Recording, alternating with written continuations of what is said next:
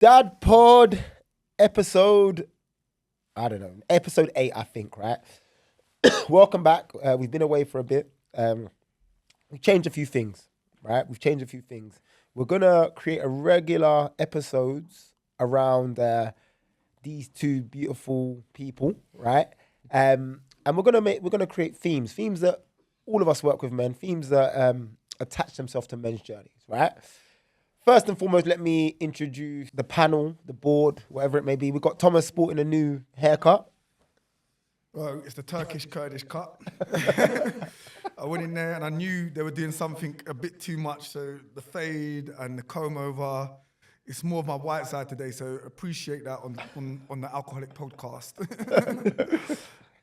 Don't talk about my haircut. You want me to introduce my haircut? Is that this is just one haircut. It's called the shave. The bick. We're going to discuss something today, a topic that is constantly a theme in my life, has been a theme in my life from childhood to now when I help men, right? We're going to talk about alcohol. And we're not just going to talk about the negatives. We're not just going to talk about like alcoholics. We're just going to talk about our relationship with it and what we've experienced, right? So you lot, shout out Tom. Tom's become the organizer. He's banging chat GPTs, putting questions together. He's got that dead trim. So he's got a new diary, he said. Is it? I ain't got a diary. All right, so let's start with our own personal relationships with alcohol. Anybody else? Anyone wants to start? Are we talking like where it stems from, or like first vivid picture of alcohol? Do you know what? I'm going to go how I feel the question should be answered, right? My relationship with alcohol, where it starts. Don't know about Damien and that, but obviously we grew up together.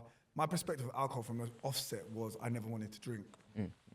So growing up, I saw my father drink, we saw our mother drink, we saw the people around Brendan drinking. And don't get me wrong, they were having fun. But I never wanted to be that because I saw how bad it was. But I knew when Brendan was drunk, we were going to have a good time. Okay. But I saw the other side of it where it wasn't as bad as when he was older, but they were just kind of like not who I wanted to be growing up. So I never wanted to touch alcohol. So I'm not going to go into the whole story now so we can all have things. Yeah. But I didn't touch alcohol until I was probably 18. And I'm going to blame Damien for me drinking. He was drinking way before me, and I'm a year and a half older than him. Revelation. Yeah. What? So you drunk before the... Yeah, you waiting for us to get here to hit with this. That's why I sent the questions along. I prepared myself correctly for this. Set me up, boys. How old was he when he first started drinking? I don't know how old he was. I just know I was like 18 when I started drinking. Could have been 12 or something. Nah, he's at 18, bro. Damien looked like a blue kid. I was 18 chilling in my house. Man said 12. Relax, bro. Relax. I'm about to get... What's the age difference, though? A year and a half. A year and a half, how much? Of course it is. Yeah. Getting mad. I'm thinking 12, bro. 12. What? Damon's in the house getting drunk. Getting drunk at 12, that's crazy. Go on, Chiro. I'll let you jump in before I come back and let me think of something to put him down. Do you know what? The first like vivid picture, I remember my uncle, who was an alcoholic, and I remember, like, they'd be like, oh, don't let him in, when he would come over to the house, and you'd just be drunk. I remember, big pic. Like the picture was him drunk and just talking a whole heap of nonsense, and that was a big. I don't want to drink, and I didn't start drinking till I was probably till about 22, 23. I would say, but before that was no, I don't want to do that. That's not what I want to do. But there was binge drinking in the house, like.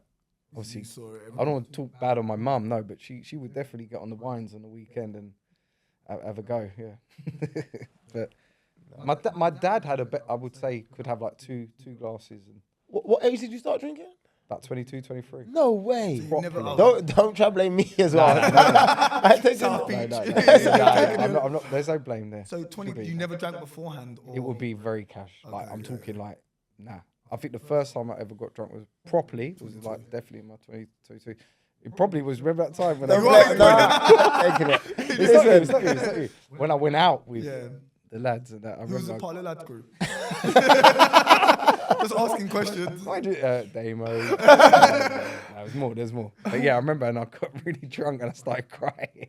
Was that the first time you were drunk? Properly, I would say. really? Yeah, Yeah. properly. Okay, Yeah. I would have been. Yeah. What about you, D? What's your relationship? Okay. Two people Do you know what? just blamed you for their drinking experiences. I'm blaming you. I'm blaming you two. I'm not blaming. I don't know if Tom remember this year. The first time I actually drank alcohol, right, was Brendan had Brendan is our dad, by the way. I mean, we'll go into another time. We'll explain why we call him Brendan. But Brendan used to get this thing called pachang, or like I know what you're talking about. Yeah, I don't think it was a cham, but yeah. It wasn't. It was something like that, like an Irish thing made out of potato. And I remember, like one, it might have even been before school. Like I had like 3 sips of it, like like that, just to try it out. That was my first instance. But I think the first time I drank, me and a friend of mine, we got drunk at the tram stop one time. We bought Special K's. Oh wow. And I think I was in like either late year 10 or early year 11. Yeah. Me and Abraham. Do you remember the Stroud lot? Yeah. We bought some K's from the corner shop. Yeah. And then from there, it was just a tool, like to go out and stuff like that. But yeah, I would say that at those stages, I wasn't a drinker though. I drank, but drinking started, I think late year 11, because we started going to Blue Orchid like the back end of school, innit? Early end of. Yeah, so you would have been 16ish. And 16, 17, yeah. Sorry, not 12. No. Yeah, No, not not 12. 12. Definitely not 12. Yeah, you see, you said something there, like alcohol. For me, alcohol become a tool. Like I said, I believe I've never been an alcoholic, but I saw what alcohol did to people, and it made me do it. So I always felt like I had some sort of social anxiety. So when I got into a group that was quite big, I didn't want to dance, I didn't want to be myself. So I wasn't accepting of who I was. So alcohol allowed me to become someone who I wanted to be at the time, a bit more outgoing, a bit more willing to go and talk to different people. Because at the time, when I'm drinking 18, I think I'd broken up with Hayley at that point, and that was like fresh out of a relationship. Now what do I do? Like when you think about it, I was like, oh, half my life had spent in a relationship, and you're like, what? No, it wasn't half my life because it wasn't 9 years. It was like 18 You lot notice he exaggerates. I just want to, before we go any further, can we just notice that he exaggerates, please? Like he doesn't want to take no accountability. It felt like a massive amount of time. Yeah. Like, so from 16 to 18, you're in a relationship. Half his life, 2 years. I'm not letting him let this down. That was definitely your first love. My first relationship. And like, now it's like, oh, these lot are going orchid. These lot, remember bottles of Archers for a tenner. Yeah. We'll go and get that and get drunk, and then we'll jump in Calvin's car, go to his Proton, go to Orchid, whatever, walk home that night. And it'll be like, in order for me to become the person to succeed in this environment, I couldn't be the quiet Thomas. I had to be a bit more outgoing and a bit more, I don't know, more like everyone else in the environment. And I didn't appreciate who I was that much at that time. So I needed to drink in order to be that person, and that was my tool. Yeah. I can relate. I definitely relate. Like I definitely was stiff before I'd start drinking. Yeah, 100%. I just that confidence of just being courage. That's courage. 100%. I would definitely say that helped me on a night out. Well, listen, what I would say in regards to that, I know we're going to stay on the theme of our personal relationships. I don't think there's that much wrong with using alcohol as an enhancer. Do you get what? Like, to some degree, I think it's when it becomes. You rely on it. Do you think there's something wrong?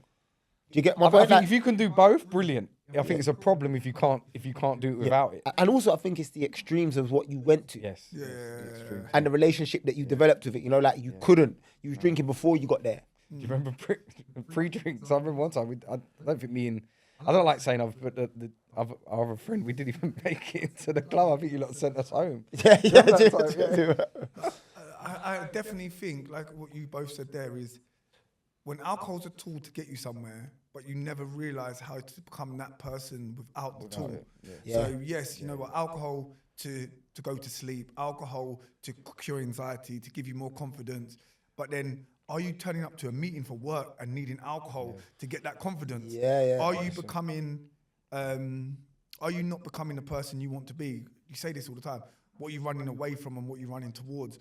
Are you using alcohol to help you go towards your goals, or is it just a tool to allow you to relax? Because I think you said it before, you need an alcohol to, I don't know if you said it, but I've said it to myself, something like, When I felt stressed out at one point, like I said, I don't believe I've ever been an alcoholic, but I've needed alcohol because I've been upset, because I needed to sleep, to help me be more romantic, all them stupid things. But is alcohol the reason, or is it the tool, and can I learn to live without it? But when you can only do it with alcohol, you have to question whether that's really you. You know what, Tom? There was a point, right, when people used to say, listen to someone when they're drunk, they talk the truth, yeah? And I'm going to start using ChatGPT, right? But Jordan Peterson, right? He's in his book, right? He says how that is like the furthest thing away from the truth ever. Like it's not. It makes you, alcohol makes you dumb. It makes you dumb. Like it makes you, like I think it does something like kills your receptors, kills brain cells. So like, you know, like that's who you really are when you're drunk. It's not. Nah, it's not. It's not, you know. It's not the truth. There's only one part I like when you're drunk. You know that euphoric moment where you're like, yeah. And No, I don't know that. What's that? Do it I again. don't know. No, I've had it where I'm like, I'm making plans for the next day, and I'm like, I'm excited, and then it's just a moment. Oh, okay, I get what you're saying. When you like fantasy a little bit, Yeah, I'm excited, and I'm just in that moment, and then obviously you wake up, you're like, I don't want to do that. What am I doing? Yeah. But that's my obviously I've I've just used thought that out alcohol loud. and thought it makes me more creative. I've used alcohol. There's people that say that though, I'm innit? more And like, creative, and then like what Chero said, I've gone back and looking like I wasn't more creative. I wasn't More being stupid. special. Everything I just done there was a waste of time. But like I said, there is people that do it, and they use different types of drugs to stimulate different parts of LSD and stuff, innit? Right. Yeah. But going back to my experience on alcohol, it was a tool for me to become somebody that I felt like I needed to be. Or like I said, you're looking at other people and looking at what they're doing when they're drunk. It's like, you know what? I want to chase women. I want to be life and soul of the party. I want to do this. I want to do that. But thinking alcohol will allow me to be that person. But it's not. Like, I need to become that person outside of that. Of course. And then some of them things are stupid as well. Yeah. 100%. What do I need to chase women for? Yeah. You know, my personal thing is, right, I actually think alcohol made me quite dangerous. Right? Just like violence, my decision making. I think like naturally, I think we have like innate character traits, you know, like things that like Thomas has mentioned, like what not only what they are, but what we think we are, right? Yeah. Then I think alcohol can like magnify some negative aspects in that. And as I said, man, like I have had fights when I'm drunk that I definitely am not having sober. like I've had arguments, altercations, fallouts, drunk that I'm definitely not having sober.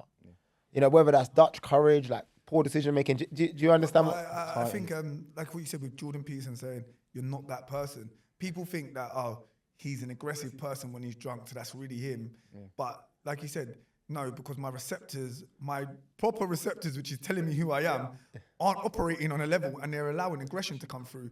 They're allowing anxiety to come through. They're allowing laziness, because I do think weed, alcohol, any type of drugs, it doesn't allow you to be the person that you are really. It turns off something and allows something else through, like almost a demon or alternative personality of what you are. Pauses your reality of time. Yeah. Yeah, it just pauses it for that moment. It's escape, isn't it? If you go to the binge, that side of it, yeah. I do think these things recreationally, and if depending on an individual, their relationship, they can ride it. I just think it's recognizing that relationship. If you're doing something every day, like you're stopping off and you're having 5 cans here, I just don't see how you're not trying to escape reality. I know that some people might turn around and attack us for saying that, but I think you're trying to escape reality. You're escaping something. Yeah, I think it's a big thing as well, because obviously I think the episode, even though it's about alcohol, it's about addiction more so as well, like becoming addicted to alcohol, becoming addicted to drugs. I would say before COVID, I was addicted to Red Bull.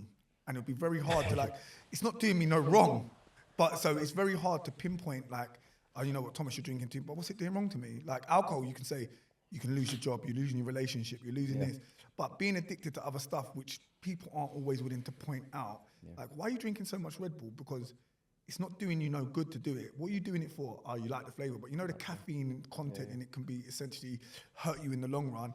And it becomes that I need it. For a drink in the I'm morning to get me going, right? At what point do we, never mind alcohol, do we start pulling each other on other addictive personality traits? Fitness, yeah. So this could actually go down a rabbit hole, because it's like the whole consumerism kind of like, it's the whole ploy and the plan. Like people say they have addictive personalities, but marketing or whole.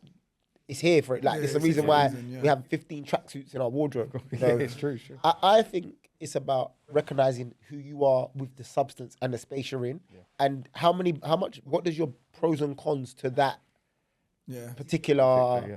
You know, like for example, fitness. I think we could all put our hands up and say that we've used fitness as a tool, Yeah. 100%. right? Other than trying to be healthy. Let's be honest. Yeah. Like you're not. There's loads of parts of your running journey, Tom. It's nothing to do with health. It's probably gone past health now, Yeah, really. of course, It could be detriment to your body now because you're going too many steps. Yeah. Absolutely, but there's a fix. There's a stimulation that you chase. Yeah. You chase, right? But then you just said it's not health as well, is it? Yeah, it's no longer health. But like, I think the biggest thing about the addiction is when does the loved one actually start to help you, and are we responsible to each other to say to each other, you know what, I think you're going too far, or have you tried snus? I'm going to use snus for example, yeah? Thomas is a crackhead. So this is working in my favour now, right? Yeah. Because now we're going to see the real. So he blamed me for alcohol. Who do you blame for snus? The snus man. Man. But yeah, I think it might be Haley. I think Haley might be, because there's a link between Haley, alcohol. Oh yeah. So let's blame Haley. So snus, for example, right? I don't know where I was going with that because you threw me straight off. But yeah, taking snus is got blown up. But I took snus. At what point does it say, like, obviously he was on the phone the other day? No, I think it was months ago. He's like, come on, Tommy, like, you need to stop doing it. Okay, I haven't stopped doing it, number one. So Oh, you haven't stopped doing it? No, I haven't stopped doing it. Why'd you do it though? For the same reasons. I was saying, like, it helps me go to sleep. It helps me. But the other day, I was like, you know what? This isn't helping. And if I think when I do it, it has a negative effect on my run the next day. Oh, really? So it's not like I do it all the time, but when I do it, I think it has a negative effect. So part of what I'm trying to reflect on now is if it's making me worse off the next day, I should kind of nip it in the bud. And that doesn't mean you can't ever have a drink, as long as it's planned in what you're doing. Why are you drinking today if it's going to make you feel worse going to work tomorrow or going to the gym tomorrow? 100%. Like, if you planned it in to have a drink today, because I know you two are teetotal. I haven't had a drink in probably 6-7 months, but I'm not saying I wouldn't have a drink. No. But is it going to affect me tomorrow, and is it going to make me better for what I'm doing tomorrow? When you drink, does it affect? Do you feel like it affects you in your week? When I drink alcohol? I haven't drank that much where it would have an effect the next day. Okay. That I wouldn't be able to answer that, because even with running, I know that alcohol has an issue, and it makes it hard for you to hydrate properly. Yeah. If I'm going for a 30k run tomorrow, I am not having that issue, full stop. Yeah. So I won't drink. Like, why am I drinking for to have an effect? Because I'm going to be the headache. I'm going to be the one that can't do my run tomorrow. I had a convo with a client last week, and we were talking about he's having a drink a night, and he said, "Oh no, but I'm getting things done." I said, "But do you feel happy with that?" He goes, "No, I don't feel good about it." Yeah. It's like, do you feel good about having the drink? Doing? Yeah. It's not like being a monk, but he's like, "No, I don't actually. It's annoying me." I'm like, That's where you got to see it. You can crack on, but if it is annoying you, like your values or morally, that's where you have to change it. Yeah. I feel. I think the alcohol, like within our culture, is like a plaster. A plaster. Like it does, like, you know, if you're, and tying in with what Thomas said, right? If you have goals, ambitions, you have somewhere to go, somewhere to be, you have a journey you're on, right? You have to look at what alcohol is affecting negatively on that journey, right? Yeah. And then also, what I mean by plaster, right? I feel as though a lot of people use it for escapism. Cool. What you keep using a plaster? Why don't you just heal the wound? Why don't you go and get stitches? Like, why don't you stop in that instance self-harming to then have to use the plaster? Right? And I think that's where it is. Guys, I'm gonna ask you: Do you think, right, alcohol and British culture, what do you think of that? Like, is it embedded? Is it, because I speak to a lot of people and it just seems like they don't even want to hear the negative. Is it embedded with age categories? Like, are we seeing our new like Gen Z? Are they drinking like how we drink? True, yeah. I don't think they do, but I don't know. I can be honest. I don't know the stat. I'm just going to check ChatGPT while they keep talking. Me and you had a conversation about it earlier. So I had a long conversation with ChatGPT before I come here about that, about in regards to that. And obviously, Chero highlighted all these statistics beforehand, which is the next generation after millennials which is us, are right. less likely to drink.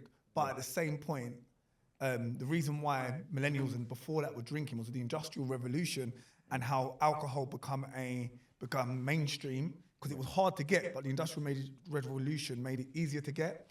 Then, like smoking, it was advertised heavily.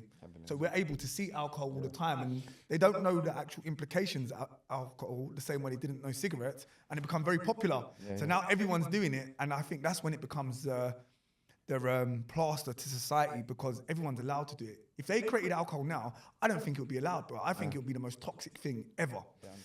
And then now, what we're seeing is, yes, people are more healthy, but like you said earlier, bro, people are more likely to try mushrooms. Yes. Can you imagine our parents trying mushrooms or trying balloons? Like what, laughing gas? Laughing gas been around for ages. Or obviously you had the 60s hippie era. They were probably up for anything. But now we're more likely to try something different because alcohol is deemed as negative. And I think that's societal. That's what you were saying. Yeah. Just quickly, alcohol, by the back end of 2024, alcohol was on a 20% decline in the UK in terms of purchases. But then look up about recreational drugs and how weed is now on a up and other recreational drugs. Yeah. I'm gonna use ChatGPT, but not. This is about that. All right, let's go. Let's move it forward then. All right, let's negative impacts. You mentioned George. You mentioned ours. Let's just talk about how alcohol has impacted your adult life. Yeah. Because I think as a child you make mistakes with or without alcohol, bro. I think alcohol has made us all make mistakes as adults that we wouldn't have made. No. Right? Yep. Yeah. What incidents or? Well, just in general, or actually, it doesn't necessarily mean I have to highlight a particular instance or just the negative effects. I'll be honest, it used to make me very paranoid. Definitely, I would be very paranoid. Give an example. In what instance? Well, I remember that time when I called you about 50 times because I thought I got myself in trouble. You probably don't want to go into detail about the incident. Was you paranoid before you drank? I can go into this. This is cool. I was just drunk. I was drunk in the moment. Yeah. But that was just a drunken moment. But I'll be honest. After I drink, the days after, I'll be very paranoid. Like, what did I do? Because I feel like it's a blackout drink. I can't remember parts of my night, and it definitely make me very paranoid, anxious. I miss days at work. It would really get to me. And I would say that was a big reason why I stopped drinking. After you drank. Yeah. They say like a hard weekend. Yeah. It would really that week, affect you. Next week, it would. Actually, just like didn't really want to talk to people. Felt paranoid. Did I do anything? Didn't do anything. Like, oh wow, but you would. Yeah, I would check it. Like, how was our last night? You're right. Like, calm down. How long did it take you to reflect on that in order to like realize this needs to stop? Yeah. It got better. I feel there was like a slow like decline of drinking, but I feel like the last episode of drinking definitely. When I stopped was I went out with a couple of my friends. It's after my mum passed, and we was just drinking. We weren't even drinking a lot, and I vomited, and I said, "No, I'm done now. This is it." It was like at the end. What about the time you got beaten up? Eh? That was before. That was definitely before. But that was around. I wasn't there, was I? No, you weren't. I wouldn't have got beaten up. No, it was that was 2 months, about 3 months prior. Yeah, you was on a roll. I was on a roll. It was going well. But that weren't happening a lot anymore. But I was like, nah, surely, what's going on here? Every time I'm drinking now, we're having some problems here. But yeah. What about you, T? We'll talk about getting beaten up. Didn't see him, did you? Things are I don't know. As people know, I think this is a defense mechanism that I put up, and I think I said it before as well. That my ignorance sometimes, it's stubbornness, kind of blanks out things that go wrong for me, and like. That didn't go wrong. It was meant to be. So it kind of gives me a defense mechanism. That is wild. So rather than seeing wrong in the world, you say it's just meant to be that way. And I think I do that quite a lot. That's a blessing, you know. I don't know whether it's. I told him. I think it's a superpower. Or anything. So I don't. So I can name things that I've done that what happened when. But I don't know whether I can say like they were an issue because it was meant to be. So there was that incident where. So how did you get around to blaming me for things then? So I'm not saying it's wrong. I'm saying you're the reason. So it works externally. Yeah, it works externally. It happened, and that's it. So obviously there was that time when I crashed the car. Oh yeah. Got out of a nightclub, went home, and just drove. I could end up killing somebody. I think that's my one. I'm like saying, I look at things could have been worse. So it worked out all optimist. Right. Yeah. You're optimist. So it's like I crashed a car, weren't insured, didn't have a license, but no one died. So I'm cool. So But you don't do that not drunk though. I wouldn't do that not drunk. So, but I'm okay. So whether I was drunk or not, it would have been I'm okay because I'm okay now. Ignorance aside, Yeah, that's what I'm saying. That's what I'm saying. I've got incidents like when I crashed a car. Yeah, there's many incidents where. What about finances, you lot? This is me. Like, you know, like massive. think of it. Like, how many times have you put yourself in like financial kind of like Crazy. the black or the red or whatever, yeah, just for like or near it. You know, Near like it, yeah. you know what I've done. You see, when I was younger, I've actually spent so much money that I've struggled for the following week. Yeah, 100%. Have you done that before? You know, like 100%. I remember Keldon. Me and Keldon used to borrow each other money every 14 days. So actually, we don't know who lent them first money. But like 14 days in, I know I'll be broke. So Keldon gets paid on the 14th, and I borrow money off him. Then in 14 days' time, the money would go back to Keldon, money on top, and it would just keep going round in circles because if we stop going out, they would never need to do that because it would just be normal life. But yeah, we wanted to go out and get drunk, didn't we? We wanted to go to South Beach, £1 drinks and £35 bottles and stuff like that. Do you ever break down on a month like how much you would spend? No.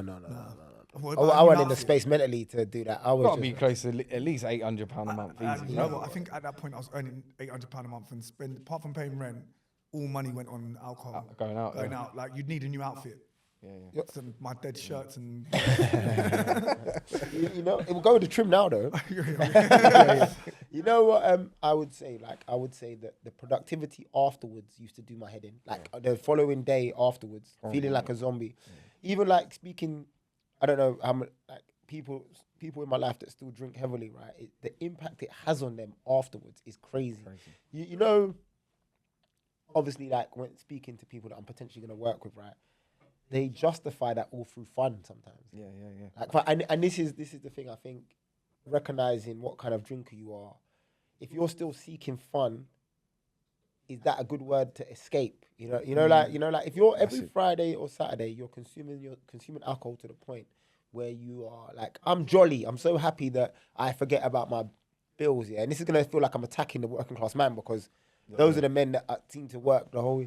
But the truth is, if you didn't drink, right, you got yourself together for a 6-month period, you were getting more productive, you went into work hammering it, what are the chances of you not needing to escape on the weekend as much? No, but sorry, I'm going to go back a little bit and just say, like, in regards to yourself, you're like, obviously, football career, you're drinking heavily, you're coming from wherever you were, you're coming from Southend to London to drink and go, and then training, you're coming back and doing backwards. How did that affect your career? Bro, the thing is, as I said, man, the reason why I say I was dangerous on drink, right? So, like, it's not just the performance aspect, right? Because I feel like a lot of players were doing it at that time. It's definitely changed, right? It's like when I was playing for Eastleigh on a team night out, like I've got into a fight and got arrested. Yeah. You know that kind of stuff, especially like also with my character as well, getting drunk, like your teammates seeing you like, oh, he's not like, he's probably like, Volatile, like that kind of stuff. Yeah. And but yeah, so in terms of performance, there was definitely an effect, right? But where I feel as though, especially at the level that I was at the time, it was like a theme to drink. I wouldn't want to say alcohol ruined my career, but in terms of like my behaviors around alcohol, definitely there was an impact. You know, like just silly things, man. Just as I said, man, like, and obviously just out of respect for other people in my life, I was just put violence or fighting at the top of it. Getting drunk, getting into an argument, there was a higher chance of like. Do you feel like there was almost, because obviously never been a professional footballer, I hear yourself, Sean, other people that you hang around talk about, and they talk about different people from different parts of the country with different characteristics. So like you said, I could only put young, black, violent, South London guy. Oh, that's Damo, innit? So you almost fit in the narrative. And I've heard them talk about people from Liverpool as being, they get drunk, they love to banter, they'll piss in your drink and stuff like that. It's like, absolutely. Oh wow, so everybody's got a narrative that we're just selling each characteristic as. And again, I don't know because I don't know if it changed in football as well. Obviously, I'm not in the game no more, but I worked at Dulwich and it's definitely a more professional kind of approach. Yeah. Players are just more athletic, a more like S&C mindset. But it's a great point. Going back to the initial question, alcohol and football was a big point for me. So when I first started at Greenwich Borough, non-league drinking culture is crazy. Why didn't they just like to join the team, and I know they do this in rugby as well. You're doing a yard of L and whatever's in it. And I ain't done a yard of L, but it's something like that. We've drank before the game before. Yeah. We've drank before the game. I remember when I was at Fisher one time, we stopped at Brighton. We played a team like Burgess Hill. We've drank before the game. I was working with a gentleman. To be fair, he was going to come on board with me, and my big thing was he needed to stop drinking because drinking was his big thing. And he's like, I can't stop drinking. I was like, why can't you stop drinking? He was like, because all the old men in the CEOs and that always have drinks after work and do this, that, and the other. I was like, that doesn't make sense to me. You think you turning down a drink's gonna, because you're gonna be turning them down. It's like, there must be Muslims that work in these businesses. There must be people that don't drink that work in it. Why do you have to? So you're telling yourself you need to do this, almost like the fun side of it. Like, you don't. It's not. It's wild though. I will just stepping in there. You see what I do, right? Yeah. Crazy. All of them say that. Every single person says like, listen, you got to kind of drink. Like, you know, like, so obviously I've said it in regards to football. A lot of these guys, these high earners, like business owners and stuff like that, they go out recruitment, and it's massive, isn't it? Bro, I've literally like had people that drink like get drunk, but drink like 5 times a week. Like at these events. Yeah. But do you have to drink? Is my thing. Is that an excuse they're telling themselves, or can you go there and be sociable and have a glass of water? The problem is in that regard is success, isn't it? So like, you're saying that as someone that He's not in their field, don't he? Yeah, exactly. And then you've gone on a journey. Your brother's gone in the gym. Your 2 brothers play football. Yourself, you've played football. Like, just imagine from the age of 16 or 17, you've worked your way up this company, and everybody you've looked up to drinks, sniffs, and stuff like that. When you get there, you know, you own that, innit? You own it. You're the guy that goes and gets it. Yeah. So, and if you're making money and if you're connected to that, it's hard, isn't it, for that person? If they think that's the only way they're gonna succeed in their career. So how do we stop that? How do we put a change to it? Because how do you allow somebody, like, again, you two work with men, what do you put in place for somebody to say, you know what, I'm in an environment where drugs and drink is rife and I want to come away from it. What is my first step? I think you have to get really clear of who you want to be. Like, who's that man you want to be? Like, does that fall in line with your values? Now, that is not easy, I get it. It doesn't like, that's it, I'm going to change my career. No, it don't work. can like I jump in there? Sorry. And Yeah. now I want you to carry on here, but I think that's a very, very powerful thing to say, but I think it's very much a coaching terminology. coaching, yeah. And I think what's difficult is asking the regular Joe on the street, like, who do you want to be? They're going to be like, What are you talking about? What Yeah, values? yeah, What yeah, are- like, pardon me, Like, like, course, I'm who I'm the guy I want to be. Yeah, Like, I've always yeah. wanted. So how do you even connect to that guy? Yeah. Yeah. I think it's like, how does that make you feel? Like, how does that make you feel? Yeah. Like, how when you do that, and I think that's where and then you start forming that conversation. I'm not saying it goes like that all the time, no, but you have to bring it back to them. They have to make a decision. Like, does that make you feel good? No, it don't. Then you've got to come with something, you know. But I do understand it's not, and I think that's where it's like, oh, that's it, I'll stop. It don't work like that. I understand. You've got to form a roadmap. Like, it has to get less before it gets better. Does that make sense? So you might drink 3 times a week instead of 5, and then it gradually gets better. That's how I stopped drinking. I felt it weren't like, damn, I'm not drinking anymore, bro, and that's it. It didn't work like that. There was definitely a lot of hiccups. It sounds very logical, and I don't like it to be like, but I do think, like, how does that make you feel? That is the first question, and they've got to take some ownership on that. Definitely. I got a couple ideas, right? Yep. I think we could do the Thanos approach and just snap our fingers and kill a lot of people, right? But I'll get in trouble for that. But I do think there's a number of things. I think from an educational perspective, the younger generation earlier, Thomas mentioned earlier, like, alcohol would be illegal or something like If that. it was created now, yeah. Like, just think of it, right? Again, ChatGPT, I don't need to do it because I did it earlier. Like, I think in regards to, like, alcohol, weed, crack cocaine, it is the worst substance to society 100%. In regards to pound for pound, the negative impact it has on society. Yeah? I think education and the authorities have to do a bigger job of demonizing this substance. Definitely. I think that's one of the first things. Obviously, that's not potentially going to help the older generation, you know, because they're not going to have access to the education. They're not going to do like PowerPoints. Like growing through generations. I think that's the first step. And I definitely think, like, you know, like smoking, right? If I've just turned around and said to you, like, smoking, I've said alcohol has the biggest impact on society negatively, yeah? Alcohol does. smoking, they've done a lot to make reduce people it. aware of a cancer. Yeah, Yeah, you know, yeah, like yeah. the boxing and stuff like that. Yeah, yeah. Why has alcohol not had the same? Smoking they put behind a brick wall now. See, yeah. they You can't see they it. rose the prices. They put the Yeah, things on the yeah, box along. But what I find with smoking, and again, this is that smoking has gone down, but vaping has increased massively, and they don't actually know that vaping is like where smoking was 50 years ago, where we actually don't know what the outcome of smoking is to your lungs, to your health. Obviously, they're now tackling vaping as well, but like you said, they've tackled smoking, they've tackled vaping, they're tackling obesity in some ways. Alcohol has never been tackled. You get 6 points for driving. That's an external punishment for something nothing to do with drinking. Yeah. Like that's driving's problem. Like you put it on something else. Just go down to your local A&E, right? Remember when I had gallstones? I went down on a Friday night, yeah? The percentage of people in the A&E that are drunk. Yeah. They're in there for all that, yeah. Yeah, but I'm saying had a fight. Yeah, like yeah, drunk yeah. people, Yeah. you know, Yeah. you know. For me, so like I'm like, I agree with Chiro. I think coaching, but the problem with coaching and helping people in that regard is they have to be able to, they have to see they have a problem. See the problem. Yeah. Yeah, and I think that that's only so like ever the gonna one come. drink a night. If you don't see that, hold on, man. Like, I think that's only ever gonna come when society makes it look negative. You know, when society says that like.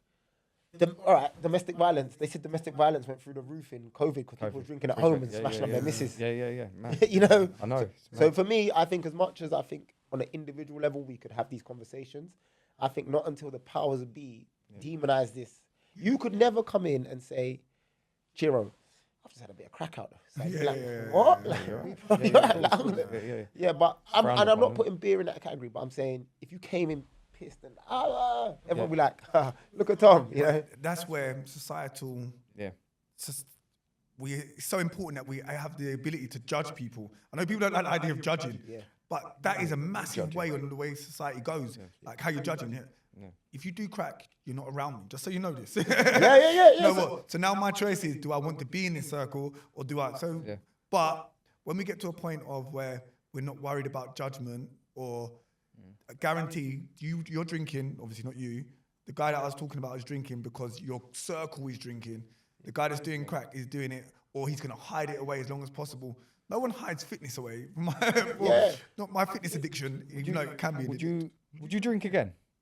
No, I don't see myself drinking again, Chiro, to be honest. But also, I'm not silly, man. I see my journey. You know, I see my journey. So I wouldn't say I'm never gonna drink again. But I don't plan to drink again. Yeah, sure.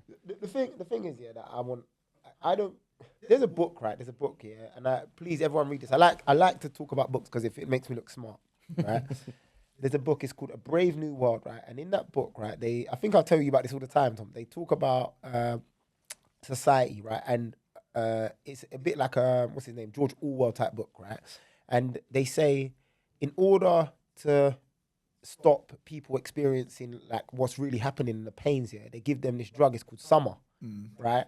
So they give them it in excess and they call it, go and have a summer holiday, right? I think I've gone through that. Yeah. So please read this book here. And I feel as though like, not to say I'm not one of these guys to build this conspiracy theory around it, but I feel like that's alcohol, and that's the reason why alcohol has a hold of strangle on society. If you actually turned around and pulled alcohol away, would people be like, "Oh wait, I don't feel. I'm not doing this job"? Like It's weird. I don't think alcohol is it. I think we just move on to the next one. We upscale it, and we like I said, it go in massive consumerism. So the market sells what we want, and we just happen to be spellbound by the market. Again, like I said, on the little research that I did was the Industrial Revolution. Alcohol wasn't massive in the population until we hit an industrial age where everything become abundance. The same way when we were younger, we didn't have lamb or chicken as often as what we wanted because it wasn't available. The moment it becomes available and we're not educated in the system, like all of a sudden, alcohol makes me feel better. Alcohol makes my day go better when it's grey. Alcohol makes me not be as angry as my missus, and this is Stella, and you punch your missus or something like that. You know, like, and the plaster was put there before we were educated and understood what this plaster was. It was a Band-Aid rather than stitches. We didn't need a Band-Aid because the Band-Aid was infected, but we didn't realize that until now. Society's 50, 60 years in deep, and we can't get rid of it. It's there. But you take it away, I think weed fills it in, because as humans, we are kind of, not even as people, we're looking for a Band-Aid, we're looking for a quick fix. I was listening to something the other day, and it was like, why is there 1 million self-help books telling you how to lead a better life? Why is there so many coaches that can say they can change your life and this, that, and the other? The reason is because everyone knows it sells, but you can't sell the one thing you need to actually get you from A to B, which is discipline. Oh yeah. You need discipline. You need commitment. You need dedication. So when we're saying like, you know, as a coach, like you said you need the plan. But what's more important than the plan is you want to have to be there. You want to do it. Yeah, you want to do it. But just there's a book called Atomic Habits. I'm name dropping again, and I like to prove that I read. Yeah, and there's a guy, the guy that wrote it, James Clear.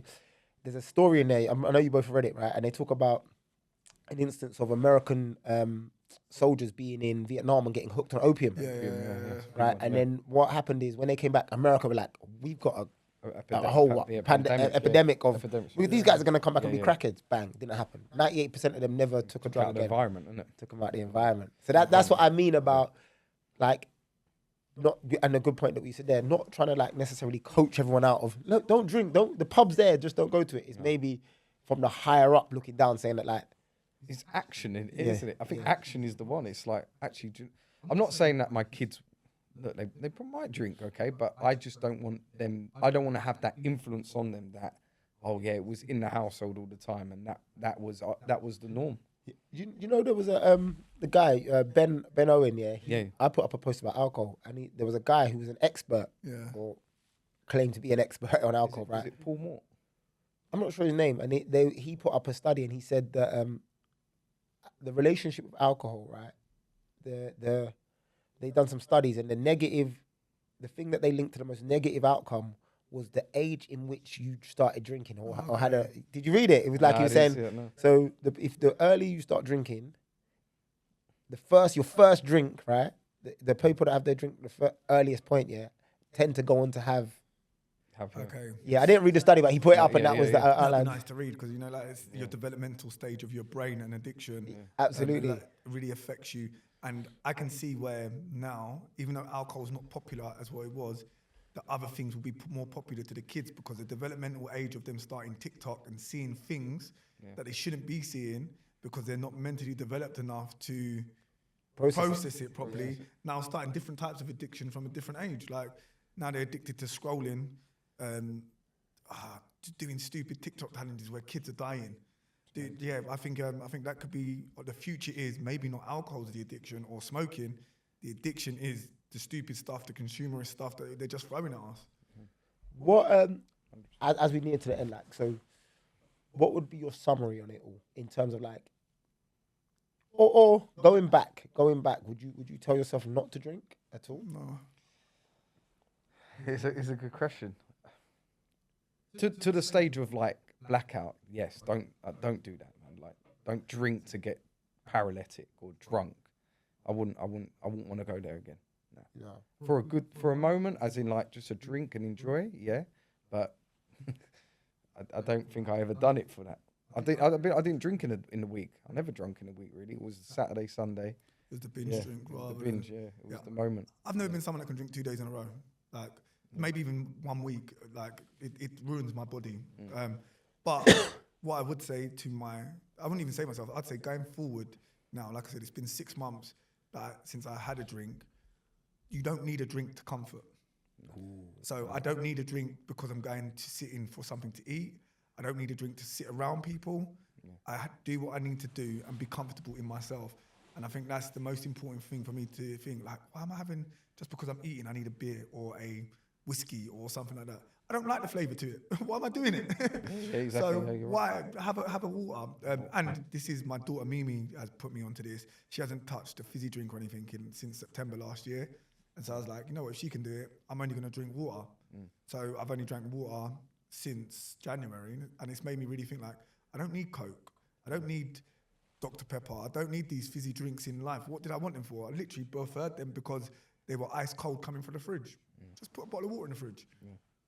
100%. That is, it's so true. I like that one, Tom, about the comfort that you got from it. Yeah. The comfort. And to admit that at still this stage in your life, you're using it in that way is a powerful thing. It's the only reason I can need alcohol for is comfort because it doesn't bring anything better to me going forward. Yeah. It's great. People listening to this, or like just anybody that drinks alcohol, just think of what that is though. Just actually think about what you're saying. You're saying you're comforting yourself with a substance.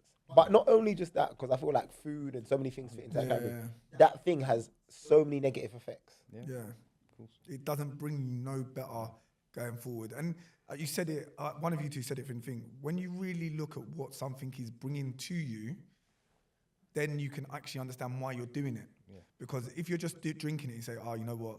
I do it because I do it. You don't understand that. You drink 2 drinks a night. Why do you do that? Yeah. What is it the reason? You said it to me loads of times, D. What are you running to? What are you running from? Yeah. So for me, not drinking at the moment or not becoming an alcoholic is running from not becoming my father and mother as an alcoholic, but running to somebody that my children can look up to more so. So I think running to is more powerful. Yeah, but I use them both as motivation. So yeah. And because you're always in that state, you're always running from and to. So if there's something in front of me that I'm going towards, like weight loss, but something behind me is fat Tom, like there's always something there to kind of hold me in place and to keep the motivation. This is Thomas is fit Tom now, or fitter than what he was. So that motivation is not there so much. But you know what? This is what I could be if I carry on resting. I think that's like abundancy and scarcity, and seeing how your brain is wired in that moment. Yeah. Do you feel like we just jump in and out of that? Yeah. All the time. Yeah, I think that's natural. I think that's natural. I think that's like human. Yeah. My thing, like, I'm just gonna say it boldly. I think you shouldn't drink. I just don't think, man. Do you know why I say this? And I'm not saying it to be edgy. No. I'm saying it to be like, I think there's a lot of men child out there. I feel like a lot of men don't take responsibility as a leader enough, right? And I think alcohol, for a large portion of them, and I will say that I have met a few people that just can casually drink and take 2 glasses, but the large portion of men that I see that binge drink, I just think they shouldn't drink. I think that you are 10 times more productive. You like you said, you learn to form who you are as a person. You become secure as without the substances. I think men shouldn't drink, and I don't think. I think as a boy, I think you go through periods where you're experimental and I think fun, like that kind of stuff. But I think as a man, as a father, as someone that is trying to, Tom hates the word. I actually see you use the word legacy the other day, by the way. Someone trying to form a legacy, someone trying to lead someone. Yeah. I think alcohol's a no. Just from what I see, the impact it has. I don't see many people that drink regularly, and I'm like, you're killing it. Yeah.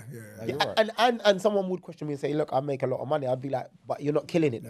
Yeah, like relax. What else can we look at? Where else? Yeah. Like, it forms like, how do you feel? Like, are you like? Just be honest. Does it make you feel good? Yeah, and also like you're drunk Saturday. You have kids football on a Sunday. Yeah, I still go. But are you fully present? Are you as fully present? Are you fully present? I still go. I'm like, no, but you're a zombie. Yeah. You're rolling out of bed. Like, why you can't want to get it over and done with and get back in the house? And that's not role modeling. Yeah. So for me, that's what I would say. Not to be edgy, but I'd say like if you're going to your son's football, your children's, your daughter's gymnastics, or you're going home drunk regularly on a Friday night, I think it's poor leadership. Yeah. I think it's poor leadership, and I think it's just time to put our foot down and say that like, oh, it's fine and I can do both. Like, you can't. No.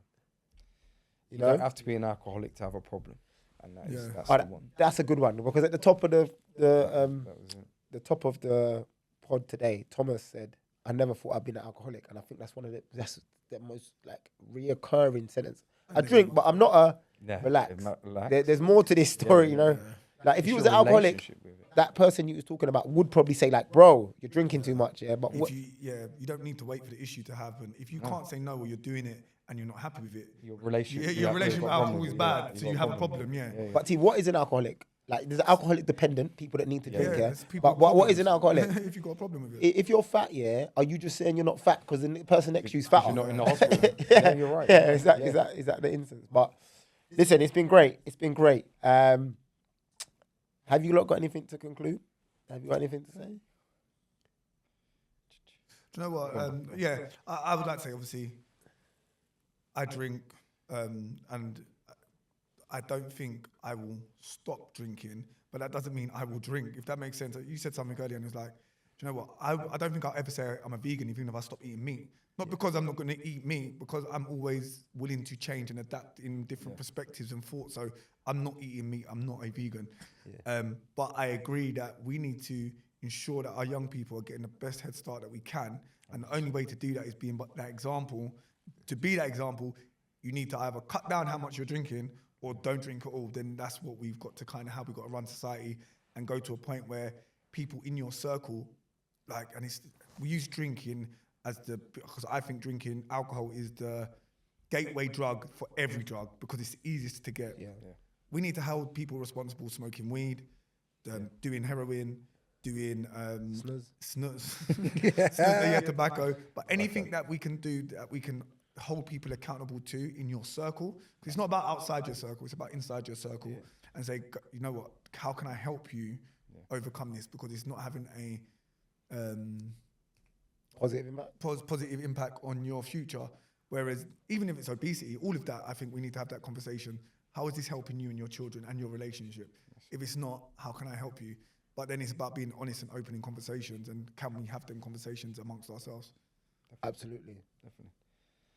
Kind of took a lot what I was going to say. I think if I was talking to that person 7 years ago that gave up drink, definitely the environment, man, is so important, and that was massive.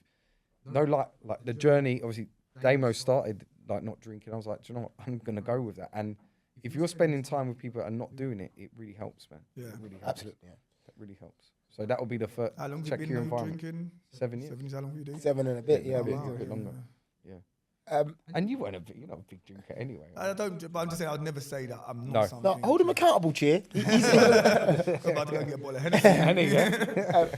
My one is, I think, good ways to indicate that it's probably time to call quits, right? And I did call quits there initially based on scarcity. That's a good point. So I was just tired of being tired. Yeah. So you know when we spoke about abundance and scarcity, I just wanted to run from that version of Damien. But I think good indications are if you're spending more money on alcohol than your health. Yeah. If you're regularly feeling hungover on a Sunday. You know, if you feel guilty, you know, if you're regularly getting into fights, bad decisions, I think people need to what's the thing when you do tax audit? Yeah. People need to do an audit on that process of drinking. From the moment the moment you take your first sip to it leaves your system, is that experience worth it? And I think that's a good way to start looking at pros and cons, right? Alcohol, you know, and I think a lot of people realize that a lot of negative things in their life happen in that period. Definitely. You know, but yeah, it's been great having you. We're gonna run with this format, like more of an open table format. We're aiming at monthly, aren't we? One a month. But every other week would be good. Every other week would be good.